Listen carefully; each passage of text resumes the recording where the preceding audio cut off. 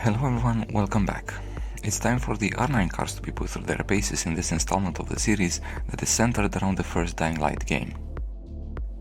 The cards that we'll be using are the following: the R9-270, a rebrand of the HD 7870, the R9-280, also a rebrand for the HD 7950 this time around, and the R9-290X, that also happens to be a rebrand but of a hairdryer, just as loud and just as hot.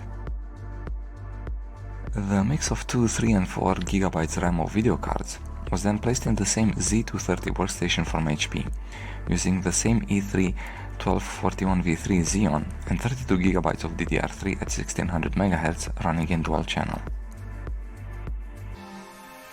I like to poke fun at the R9-290X. I also like the performance it gets at 1080 resolution and low settings, 115 FPS on average and 71 FPS for the 1% lows. There is no point in lowering the resolution with this card, except for academic purposes, or to find the limits of the CPU. The R9-280 is no slouch either at 99 FPS on average and 81 FPS for the 1% lows.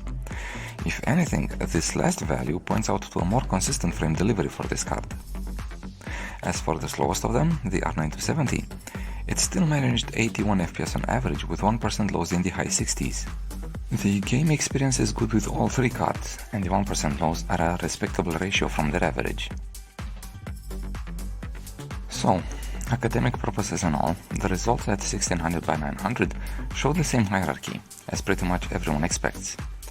The R9-290X leads in performance with an average of almost 120 FPS and 1% lows of 73. The R9-280 follows, at just a few FPS behind on average and more or less the same 1% lows numbers. And closing up the list, the 270 takes the lead at the 1% lows with 76 FPS. Of course, this is pretty much within error margins. The average FPS is also good at almost 100 FPS. This resolution starts to show what could be a CPU bottleneck, which is to be expected for a game that runs okay even with the older GPUs that we've tested here. Among our last tests we have the run at 720 resolution and low settings, and the graph you see on the screen right now is exactly what a CPU or platform bottleneck looks like. Same average FPS and similar 1% lows. However, nobody that still runs an R9 type of cards runs this game at 720 resolution and low settings. If anything, you'd be tempted to run it at the highest graphical settings and the highest resolution where the FPS still makes sense for the gameplay. So, for the sake of curiosity, I decided to give the R9-280 a shot at highest settings and 1080 resolution. And the card got a sobering 41 FPS on average with mid-30s for the 1% lows. This is fine for this type of game, and if anything, it made me appreciate the game even more for how forgiving it can be at low settings.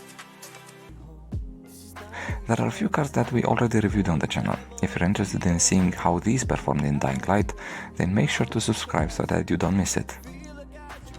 As for this one, well, we're done. I hope you liked it, and I'll see you for the next one.